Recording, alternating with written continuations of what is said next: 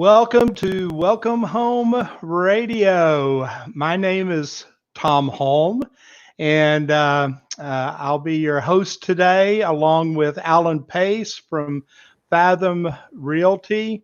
And we have a special guest today with Jasmine Quinterly. She's going to be talking to us a little bit about appraisals, and that's really our major topic for today, Alan, is to kind of get it from a professional standpoint, what they're seeing in the marketplace. Now, Jasmine works like I do with Champion School of Real Estate. She's direct relative for Will Harris, who referred her to me from um, Champion School of Real Estate, where I work. And I'll let Jasmine do a little introduction. Alan, how you doing? First off. Doing great, and looking forward to this show. Jasmine, good to meet you. And I'm really looking forward to learning about appraisals. I've been around them my whole life in real estate, and it's always good to hear experts discuss appraisals because it's somewhat misunderstood out there sometimes. And to let our listeners understand, Alan is with Fathom Realty. He's an active realtor, very good realtor. He's, I think, focuses mainly on single family housing as far as the sales are concerned. Myself, my background is as a loan originator. I still carry a real estate license in the state of Texas, but currently I'm full-time staff with Champion School of Real Estate. So our listeners know where we're coming from. Jasmine, tell us a little bit about yourself.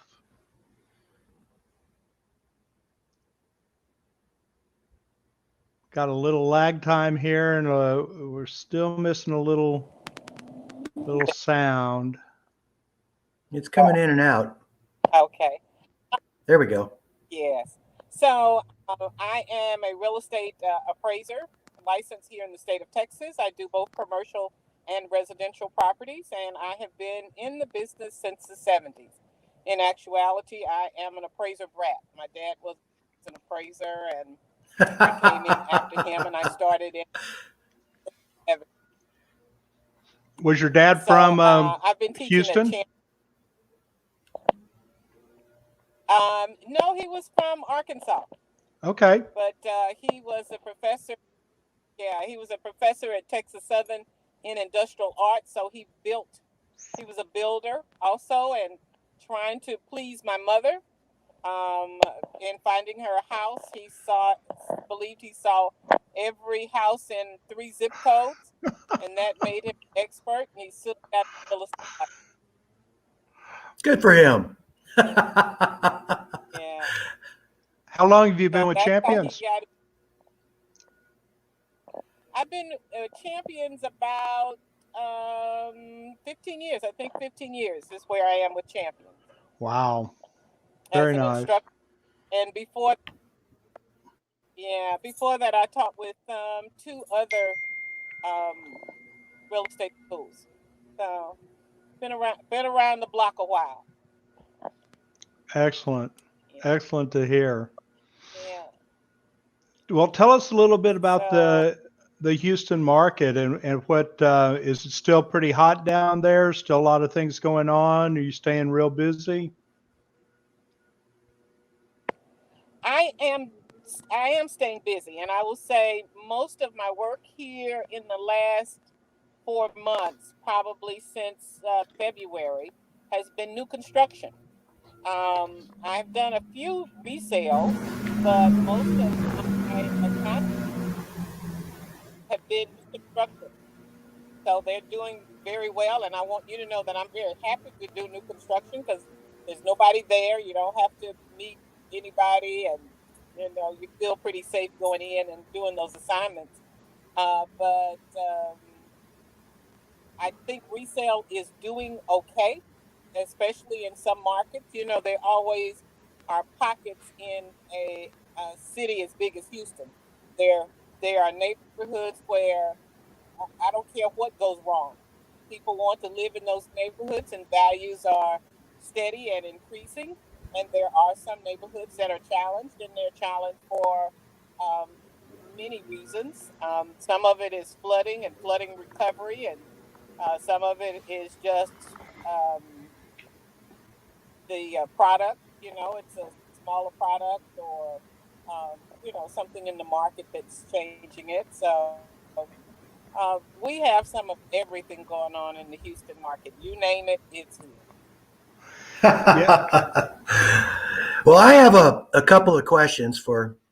Uh, these are things that I think most realtors get asked during the appraisal process. They'll say, "Does the appraiser, are they going to come in the house?" And I'm talking houses, residential, not commercial. Are they going to come in the house? Are they just going to drive by and then do comps? And do I need to cut my grass and all that stuff? So we get all the questions, and it's good to hear from an appraiser who actually does it and knows the answers. So can you help those people out there, the buyers that and the sellers who are trying to prepare their house to appraise the best it can? What do appraisers actually, I guess, what do you do? What happens when you go do an appraisal on a house? Okay, when I go to do appraisal on the house, there's a lot of work that goes on even before we get to the house. So we pulled tax records, we pulled old MLS listings, we pulled the current MLS listings on the property so that we have an idea about the property before we even get out here. Then, in addition to that, it tells us, in that research, it tells us the subdivision, the side of town, where it is, and then we begin to look at the neighborhood as a whole. What's going on in that neighborhood? Again, is it near the freeway? Is the freeway cutting through? Construction, flooding, non-flooding? Some controversy in the neighborhood. We look at the subdivision, and with the information about the subject property and the subdivision, then we begin to pull comparable sales before we even go out. So we have some idea about the property and about the neighborhood when before we even come to the property. So if the property backs up to a bio, or it's near a busy street, or it's near a freeway, or it's backs up to Walmart and all those kinds of things, or a restaurant, or is something in the neighborhood that will impact value even positively or negatively? When we drive out to the property, we want to see the subject property in the light of the whole neighborhood. Is it in the positive part or the negative part, and those things?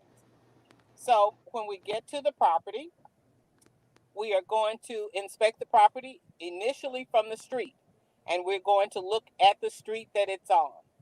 And all appraisers are going to take a street picture going to the right and to the left, and probably one or two pictures of the front of the house and sides before we even start. We knock on the door, we tell people that we're there. So if somebody's in the house, let us know. If you have a dog, a cat, a gerbil, or what's those new things that we run in the house? Anything with a bad attitude, tell us before we get there, so we get ourselves together.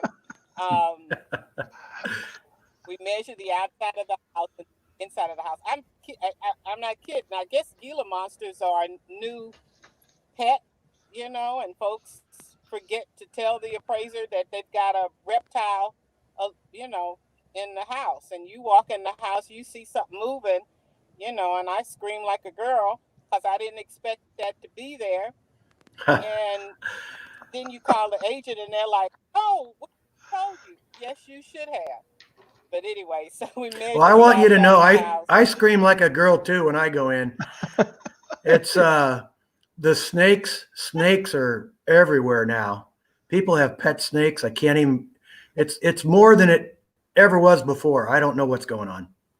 And I want to find that gerbil with an attitude. I love that. But you should tell the appraiser there's something in the house. You have to remember the dog loves you because you fed him. You fed him and you've taken care of it. And he has never come out of the cage while you were there. When I'm there, I have not brought him a treat. and I'm in the house, and now all of a sudden he has figured out how to open the cage. Wow. So, if we know, we can just better prepare ourselves. It's just common courtesy if you tell me something is in there. I mean, even cats, because you think you're in the house by yourself, and then something jumps off the top of a dresser. It just unnerves us. But we don't Oh take yeah. off value because of that. We're professionals. We move right through. We power through it. Good for you. But we are looking at the property to see if it has been maintained, well maintained. We're looking to see that um, uh, there's no rotted wood, that the paint is covering the surface of the exterior. We are looking to see the roof and the condition of the roof and how the property has been maintained. Now, we do that in the context of the neighborhood. So when I drove in the neighborhood, I am looking to see whether your neighbors have replaced their roof, whether there are new signs of renovation and upgrades as we come to your house, because your house is going to be compared with the other houses in the neighborhood. So we look at all of that as we come in, and then we rate your house according to maintenance and upkeep and those kinds of things. So we do that on the outside and we do that on the inside. Fannie Mae now requires that we make a statement about whether the kitchen and the baths have been updated. They want to know if it's been updated in the last 1 to 5 years, 5 to 10 years, 15 years or older. So the So newer the better? The newer the better. Now, we don't take out for personal taste. If you want to do a DIY on your house yourself, that's fine. We are looking to see that if the house functions as it's intended. So if you really like Barney purple walls, or you want to have that accent wall that's black and gold, that's fine. That's because those things can be corrected. If the next buyer does not like that color, then they can paint over it and things like that. That's a personal taste. It's called cosmetic. Does not affect the value of the property. But Jasmine, we have have decided.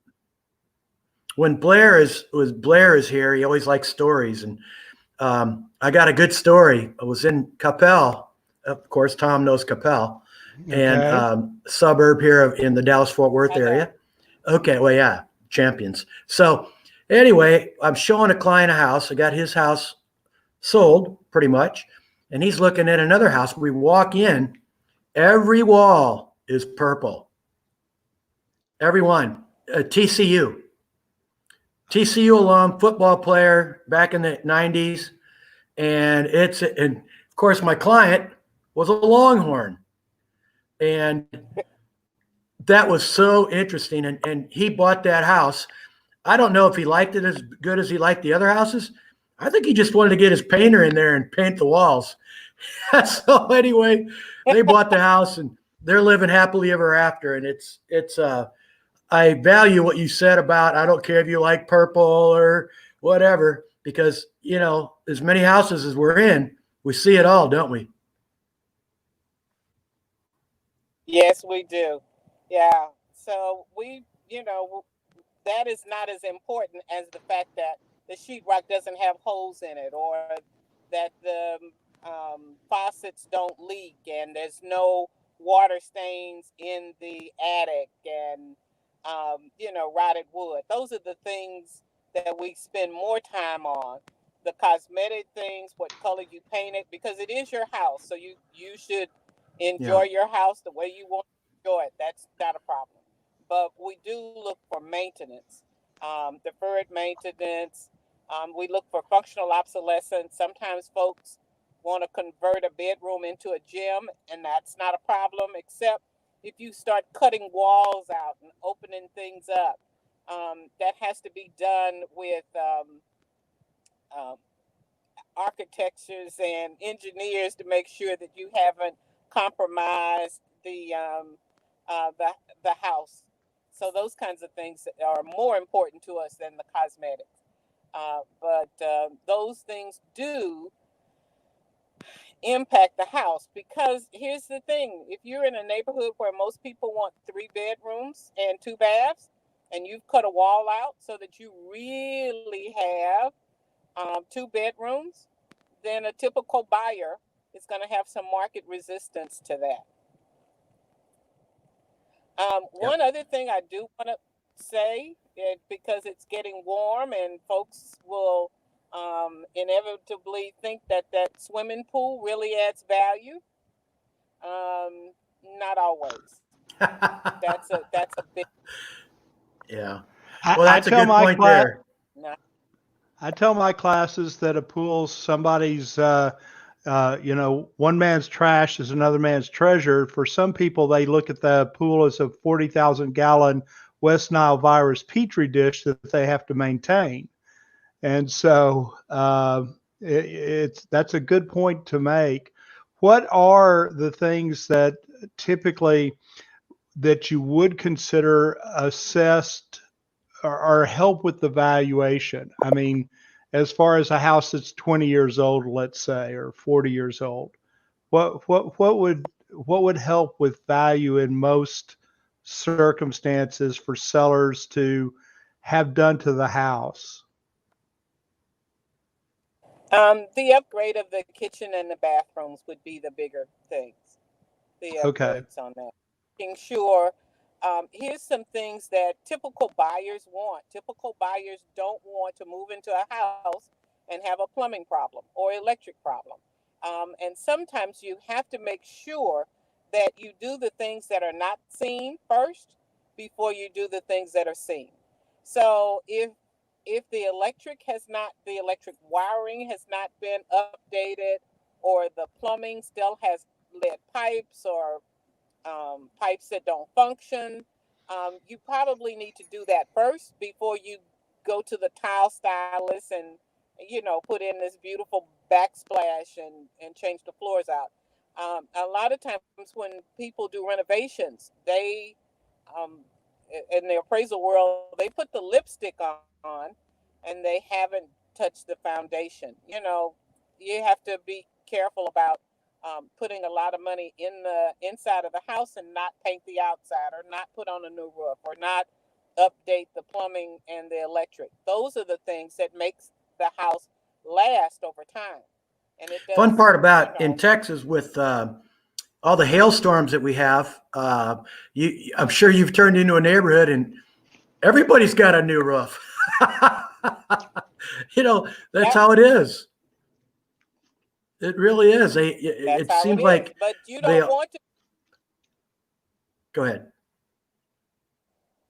Yeah, you want a new roof. But here's the thing: if 10 houses on the block have a new roof, and you're the one house that does not have a new roof, then that's going to be impactful. Yeah. Okay. Yeah. And I notice a lot of what you're saying, Jasmine. It kind of goes with what I do. You're right. Kitchen and bathrooms. Well, people don't want to, especially folks that are on a tight budget. They're spending all their money to get into the home, even might have some seller contribution involved in the contract, and they don't have cash to go do any upgrades. So they want a house that somebody has done the upgrades to it.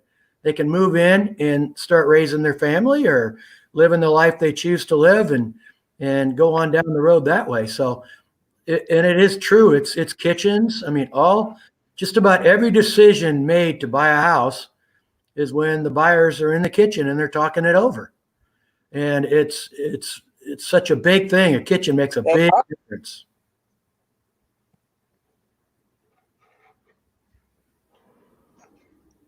We So like pretty kitchens, even if we don't cook.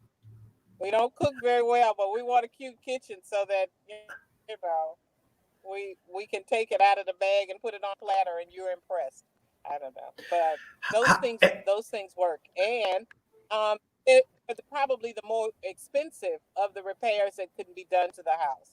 So a buyer would be impressed with that, and we find that those houses that have the kitchens and bathrooms uh, remodeled and updated, they sell quicker and they sell closer to the top of the market.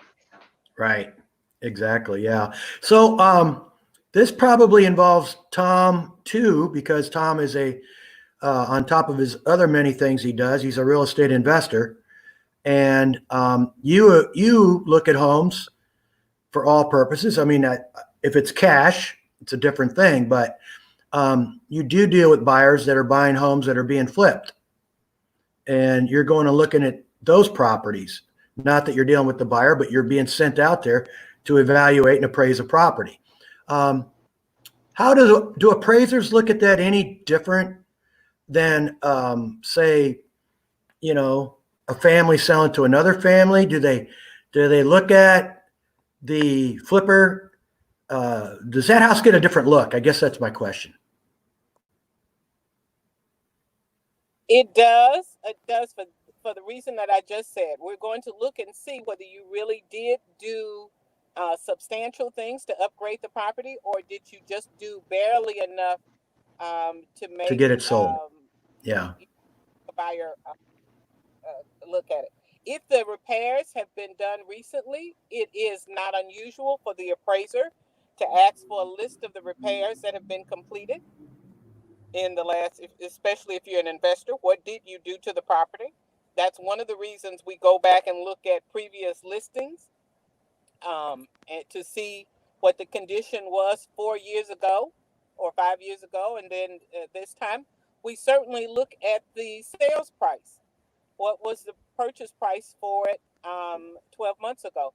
And you need to know that all financial institutions want to know the previous sales price of the property if it happened in the last 3 years, and 1 year for all comparable sales. So the lenders are looking to see whether we're in a neighborhood where lots of flips are going on, and the quality of the workmanship in those investor areas.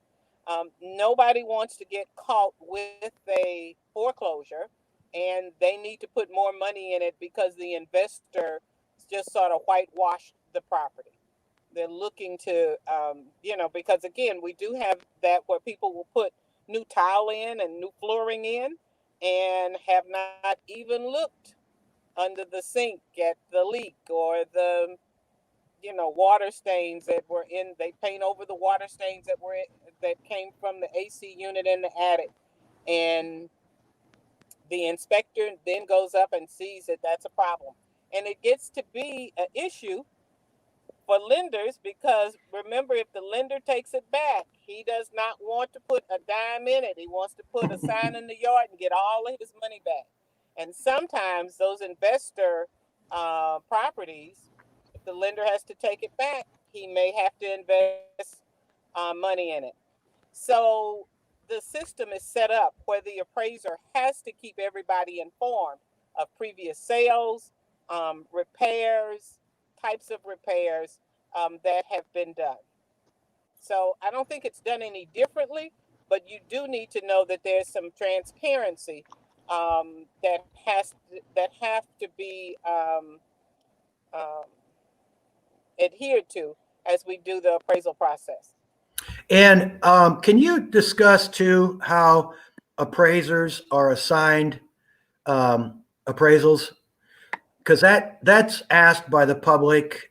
There's a misconception that a lender has an appraiser, and they work for the lender and they go out and do this and do that, and you're out there and you're trying to say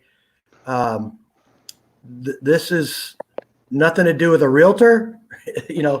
It's out of the realtor's hand, other than to make sure that they can access the property and get the information they need. But can you explain how you are assigned by whoever assigns, or how do you get your addresses to go look at? Okay, so it works several ways. Let me tell you one way that is a little different, and that's the VA. The VA has a certain list of appraisers that they have approved that you must be on that list in order to get a assignment from the VA. Now that's a rotating list, and so they just go down the list and fairly distribute them among the appraisers. If you don't like the appraiser you get, too bad, because that appraiser is assigned to that property, and VA insists that you use the appraiser that's assigned. Now, that's different from conventional and FHA because you must be approved by FHA in order to do any of those appraisals, but FHA will allow AMCs, appraisal management companies, to choose appraisals. So you get approved by a AMC, and the AMC will look at your credentials and see whether you can complete FHA appraisals or conventional appraisals. And typically they want the appraiser to have at least 5 to 7 years of experience before they put you on their appraisal approval list. And then the appraisal management company will represent several lenders. They will represent, maybe 4 or 5 major lenders and some minor lenders. And assignments are run through the AMC, and the AMC will select appraisers either based on geographic location, geographic competency, or property competency.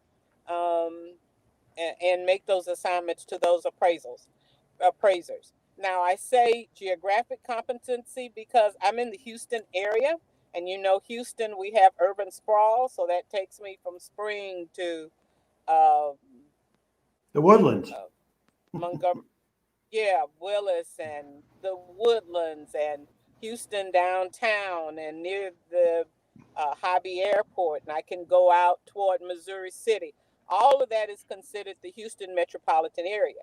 But I would not probably take an assignment on Alaska or, another county that I did not have data for. So the AMC has recognized that I have a geographic competency. They also, in doing the research and putting an appraiser on the panel, they will note that you may have some expertise in a particular kind of property. When we think about residential properties, remember we've got townhouses, we've got condos, we've got single family detached, we've got single family attached, we've got ranches. All of those are single manufactured housing. All of those are single family residents, but some folks, some appraisers have an expertise in one area or another. So an AMC that has a manufactured house, he may not call all of the appraisers on his list. He may have 1 or 2 who have expertise in manufactured housing or expertise in high rises and condos and things like that. So the assignment is going to be distributed depending on the AMC, the work that he gets, and the expertise of the appraisers on that panel. Very Jeff, good. Helpful? Very helpful. That helped. That was great. Jasmine, and again, I'll reiterate, I'm sorry Blair isn't here today because I'm sure he would have VA questions he would love to ask. But let me go to the circumstance that oftentimes we as lenders, in my role and Alan in his role as a realtor, the challenge we run when a house doesn't make value. And maybe you can share some stories with us. But in particular, I could think of a couple of situations where the house was listed at 200,000 and there's a bidding war and now they're buying it for 225. And also, could you also, because I know you said that you're doing a lot of new homes right now, a follow-up question would be, what do you do with new homes when the builder went in and his base price on the house was 400,000? he allows, typically $20,000 worth of upgrades, and this person has spent $500,000 on the house because they had to have the gold toilet that sings to you and heats up when you sit on it, and I want one. yeah, Costco has those, by the way. I went into Costco one time, and everybody, but they had that. You know how much that thing ran? It was like $4,800. I was thinking, it knows if you're who you are, and raise the lid, lower the lid. I mean, it's just like, geez, Louise, what can we do?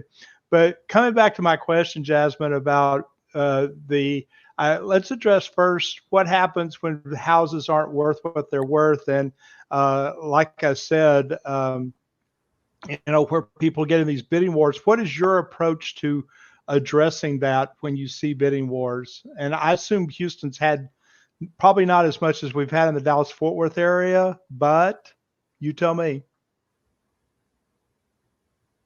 Well, you know what? It's interesting you say that. Here's what the appraiser does. And remember, I told you we have done a lot of research before we come out. So we are looking for the middle of the road. Where's the medium value? And we recognize that there are houses that will sell above medium, and because they've got upgrades, or perhaps they have a feature in it that will make it sell higher than the market, or at the high end of the market. Sometimes people fall in love with their house, and you get a great salesperson, and the salesperson would sell that love onto a new buyer.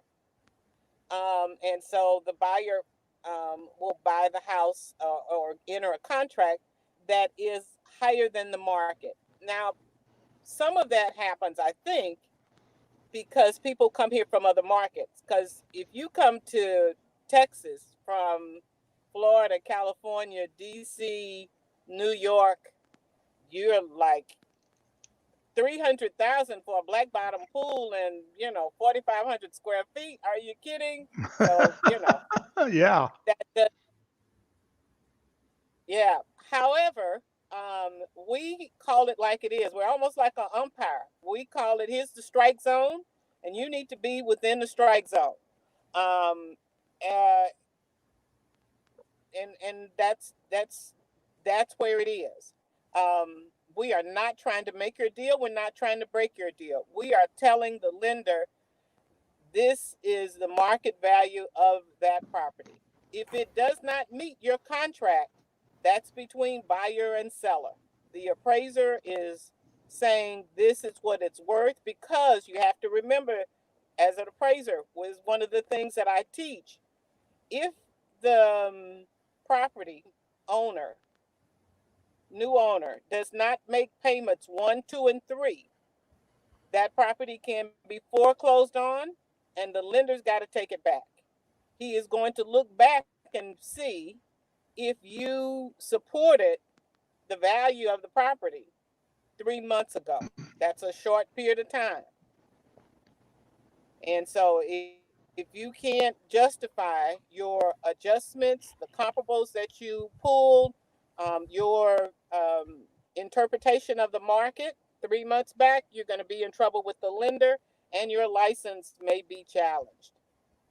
So we're not going to favor a agent because they have formed an area. They're sending us business. That's one of the reasons AMCs were formed. We're not doing it because we like a particular lender, and that lender is sending us 75% of their business. We are calling it right down the middle. This is what this property should sell for a typical buyer under typical market conditions. Yeah, I think where there was a problem a while back is 2016 and 17 when it was booming. And, the $200,000 house was, like Tom said, it was getting up. And there'd be 50. I personally had 17 offers on one house.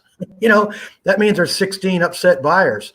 But still, you have a responsibility to your seller, if they have an FHA loan sitting in front of them, the buyer can walk away if it doesn't appraise right until the very end. And that's just trouble for everybody. So there's a lot that goes into this in the beginning. And you're right. Agents need to make good decisions with their clients on value of a house. We have enough, I think we have enough information to make decent decisions on what a value should be. But then when you work for a seller, you have to keep in mind, it's their house, they're the boss, and people, a house is always worth what somebody will pay for it. And so sometimes people that the house doesn't appraise. Go ahead. Well, one of the things I want to say, a bidding war, if what one somebody will pay for it. Right. Remember, here is market value. But if I want to pay over market value, that's my privilege. Right. Now we've got to make sure that one sale does not a market make. So somebody is willing to pay $20,000 over market value for the property. That's his decision. But if I look back and I see that the last 20 buyers paid $200,000 and they weren't willing or did not have the funds to go $20,000 over, then the guy who paid $220,000 paid above market value, and he was able to eliminate the competition. Now, when you begin to have 3 or more people, or the trend is everybody is paying over that $200,000, then the value is going up and we can justify it. Appraisers always look at historical data. So it isn't until the property sells, until we have 3 or more of properties selling over that $200,000 mark, that we can go up. Or you need to have at least 2 to go up, because the lender does not want to make a loan on anything where the last 20 houses sold for $200,000 and you have one that sold for $220,000, and now you want me to say that all the properties are worth $220,000. It still has to be a trend showing upward and a trend is more than one house. So the value of the house still may be $200,000, but we had somebody who wanted that house so bad that they would pay more for it. We certainly had that in the Woodlands when ExxonMobil came to town, and the bidding wars were just, they were prevalent all the time, where you would get 15, 16 offers on a property. But it repeated itself enough that we could say this is the trend. But until we can say with confidence that we have a trend that folks are paying and taking the value up at this rate, we go with the majority of the sales in the neighborhood. So I want to go again, and I hate to revert back to my story, but let me tell you the whole story and see if there is an ethical piece that should have been done by me or whoever was involved, the appraiser that was involved. And I go back to my story about a guy, and I'll just make round numbers so our listeners have an easy time kind of doing this in their head. The house base price was around $290. With upgrades, there are lots of houses that sold for $310, something like that. And the person getting the mortgage through me, had put $80,000 above that into the house in upgrades. So now we're talking about, instead of being at 310, 320, we're nearly at $400,000. My appraiser comes back and says, well, I can stretch it a little bit, blah, blah, blah. And I mean, he doesn't say that to me, but obviously with the numbers, he stretched it to about the 320 mark or so, 325, meaning that the borrower now has to come in with $75,000 worth of money, cash, to buy it down to where we'll start looking at the loan underneath that 325 level. He goes to, because I can't do it, he goes to the builder's mortgage company, and the builder's appraiser, their AMC, says, yeah, it's worth $400, which means this guy's buying a house now that's tremendously overvalued in comparison to his neighbors. Is there something ethically we should do to step in on that? I mean, the only thing that's making that happen is the fact that the appraiser has now said, oh, yeah, that's fine. Don't worry about it. Knowing that we've already got a valuation that reflects what the market was, stretching it in my mind, at least comparing it to the other properties that have been sold. The sign at the front of the subdivision, it said houses from 275 to 350, and this guy's even over above the sign out front. Is there something we should be cued into or doing to not allow that to happen to people? Oh yeah, you got to do it, and everybody's got to be on the side of fairness.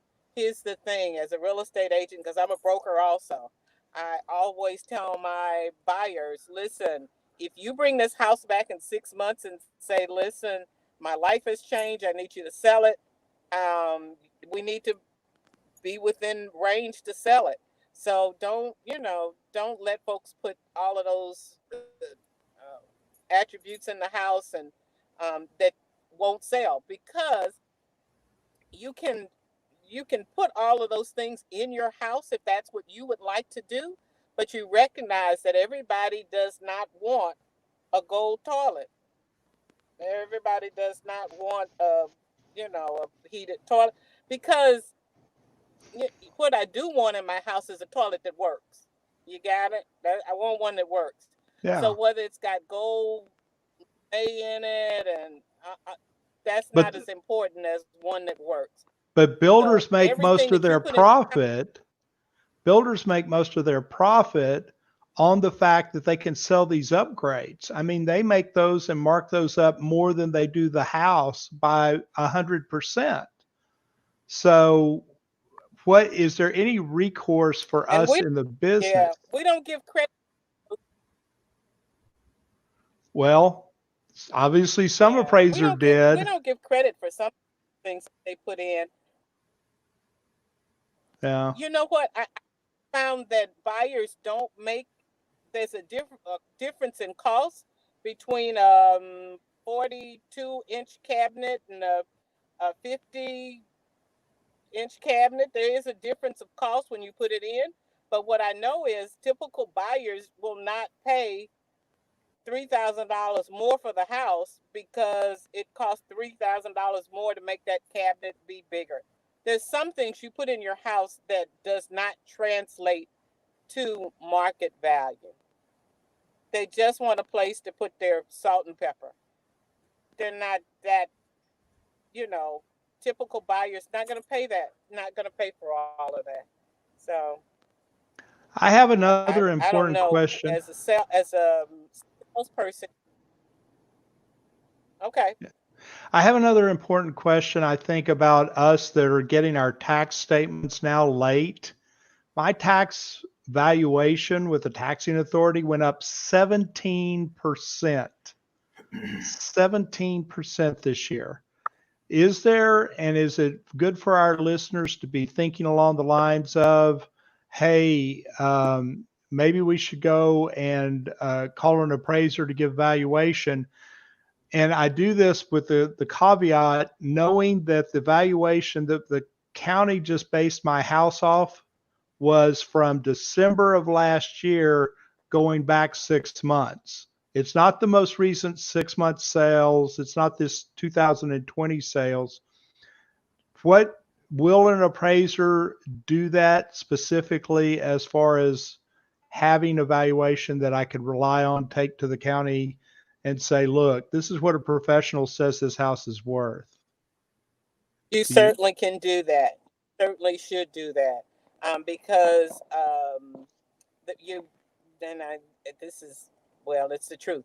The county has to assess value so that they can meet their budget, really and truly. So they need so many to go up so that they can cover the budget. You always have a right to go in and say, as of January 1, I could not have sold my house at this price based on the sales that happened in 2019. So, yeah, you should go in. And you need to recognize that keeping your tax value up is not impressive to an independent appraiser when the property appraises. Those are two different things. Can you do can I hire an appraiser to do that specific type of appraisal though, to address that? Or would they give me more what a broker might give me, a CMA or something of that nature? What would be, again, cost effective for the consumers? You can use either one. Either or? I think she froze up a little bit. She's kind of frozen up. Yeah. Unless she's and that's what she was saying. She was saying either or, I'm pretty sure. Yeah. Yeah. Yeah. The taxation on property is amazing in Texas, as you know. It's, well, you're part of the school board too, right, Tom? So we pay for schools and other things. And real estate taxes are incredibly important. Alan, tell our listeners, are you doing some CMAs right now that these valuations have come out late? Yeah, I get approached every year to do that, and sadly, I get approached every year by one or two folks that they can't afford to live there anymore. You know, and this year is an example of it. With I could believe it. Yeah, with the COVID going on and people's jobs going away, or they're on unemployment, and so I've got one coming up, and it breaks your heart, but they need to sell, and so the other thing that's tough, and I think Jasmine was the perfect guest for this, is the appraisal. Well, they bought at the height of 2017 when it was booming. See, that's now it's a concern. Few years down the road, their taxes have gone up, and their values have gone up a little bit, but from that peak at 2017 to now, on a certain price range of homes, it's not a great deal of difference. Yeah, it's just not. And so there's not a lot of money in there when you've been paying on it for 3 years, and you look at the history of the transaction, just like Jasmine does, and it says seller contribution was a part of that deal. So, it all connects. It really does. It all connects. How much somebody pays for a home, how much is it worth when they sell it? The appraiser is going to come in and give a professional opinion on that number. So the realtors better have their numbers fairly close, at least correctable. And most times we do, they're correctable. You're off a couple $1,000 and you make it work. Somebody gives and somebody takes or whatever, and you move on down the road. But CMAs right now are very popular. A lot of firms relish it because they see opportunity. I don't work my business that way. I do it simply as a courtesy for friends, and there's no expectation of anything other than give them good information and hope they can have a good life with their family. That's all I care about with that. But on the other hand, it's sad when you have people we have to sell, and that's going on too. And would you think, are most of these people older? A little bit. Not necessarily, Tom, especially this go around. Now, you and I have been around a while, and I've been through the ups and downs in the markets, but you and I have never been through this, where they closed down the United States basically, and you were told to lose your job to be safe. And so this is the first time we've gone through it, and there's consequences still coming down the pike, and we're still going to have to deal with those. And unfortunately, some people are going the wrong direction in this thing. But, then again, I got to say, there's opportunity out there, and there's a lot of activity. I'm very busy. And in fact, I'm leaving here at about 15 minutes after our show, and I'm going to do a new construction walkthrough. And new construction's busy. Resale is busy. Yeah. I've got 3 or 4 listings coming up in the next 2 weeks. And they're in that price range that should go fairly fast. And so it's a busy market. And the one thing, if Jasmine was still here, I would ask is that lag time. And you could probably address it since you've been around. But, Yeah. when the market's going up, the appraisals are not quite there yet. And when the market's coming down, it's no problem appraising. I mean, it's like nothing to it. And so I was going to, that would be if we get her on again sometime. And I'd like to, because I would too. I've still got like 15 questions here. This is a great, appraisals are so misunderstood by everybody. So misunderstood. Yeah. And so I get her back on. Jasmine, if you can hear us, thanks for being on the show today. We're getting to the end of it, I'm sure, but if you can come on again, I have many more questions, and I know Tom does, and we'll certainly get to it. And Blair, my God, he probably won't stop. I was going to say he won't let us ask questions. This is actually kind of good that we're just together because we get to ask questions for once. Yeah, Blair can't say nothing. Yeah, ha ha, nanny boo boo. But yeah, I thought this was a great topic, and I look forward to doing another show on it, because there's a lot more to learn, and I certainly learned today. Yeah. Well, tell us how the rest of life is. Is things going like you said? Are you still seeing a lot of new contracts out there? Is it mainly for new construction, or it's just the resale market still kind of crazy wazy? It's almost exactly the opposite of what you hear on the national television news. It's really busy here. Yeah. Most realtors are busy. And now, houses are moving. Have you had anybody lose the deal, though, because somebody lost their job? I guess that's kind of really. Yeah, in about a 6-week period. Now, the thing that came out of it, and Blair would touch on this probably, but there was always a thing in lending where if you changed jobs, while you were under contract, that was a no-no, and it still is. Yeah. Right. But if you stayed in the same industry, a lot of times that was okay. I mean, you can't help it if you get promoted, another company recruits you, and you're making more money now doing the same thing you were doing, only for more money. Then lenders are good with that generally. Sure. But there's been some exceptions going on. I've seen people actually making more money in a different job, and lenders are okay with it, and they're getting exceptions. And I don't know exactly how that works. We'll talk to Blair about that at some point. But in general, it has become a seller's market. It is so hard to get that $250,000 property right now. They go quick, and they're going for about the right number, because our appraisals are right about where they should be, I think. There's no big upswing and no big downswing, but I think everybody thought the real estate was going to take a big hit during this, and it sure doesn't seem that way to me, at least in the Dallas-Fort Worth market. Yeah. And again, I know we're just a little bit more unique here being in the Dallas-Fort Worth market than other parts of the country, without a doubt. We've always been that way. Absolutely.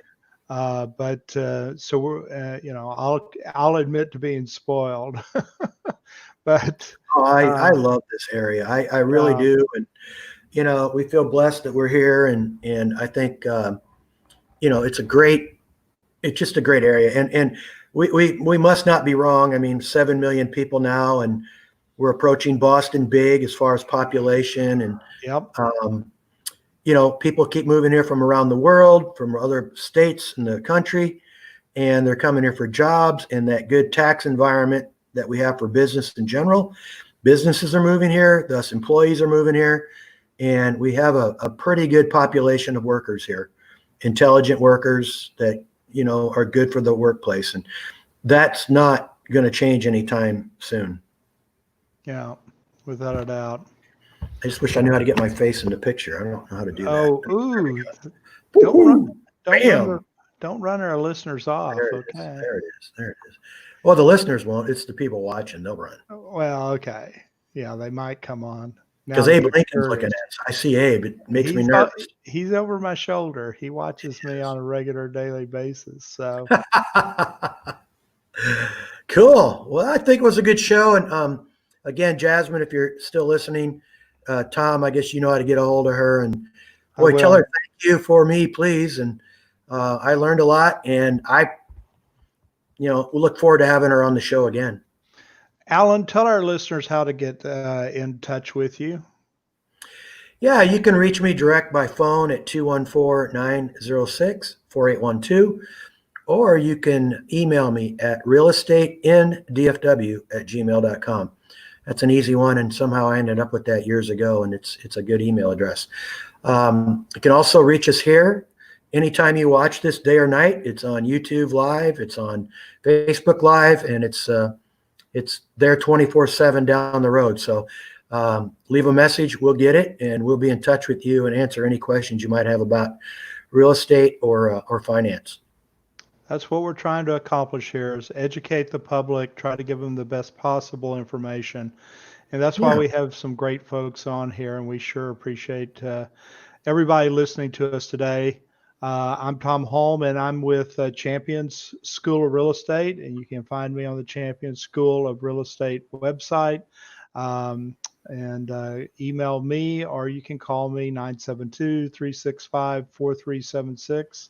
That's the same as my texting number. So I get a lot of students that come and watch these shows after the fact, and I just want to remind them that we're here to help them be better at real estate. And any of those students, Thom, if they ever have questions, just give them my number, and I'm happy to help anybody starting out. I don't care what company they're with. If they need some help, I am so happy to just pass along anything I've learned over the years. I sure appreciate that. I think that's a great gift that I think both you and I and Blair have realized that we have a gift to give, and that is helping those people that want to do better in this field and do better in helping people with that most expensive thing they'll ever buy. Absolutely. And I want to thank Diane Zorno for watching. I saw a little pop up there. So Diane, thank you for watching, and give a little shout out. Next time we have our show next week at 12. Sounds good. Well, I'm Thom Hulme. And I'm Alan Pace. And we thank you for listening to Welcome Home Radio today. And we'll God bless, and we'll see you the next week. Bye-bye.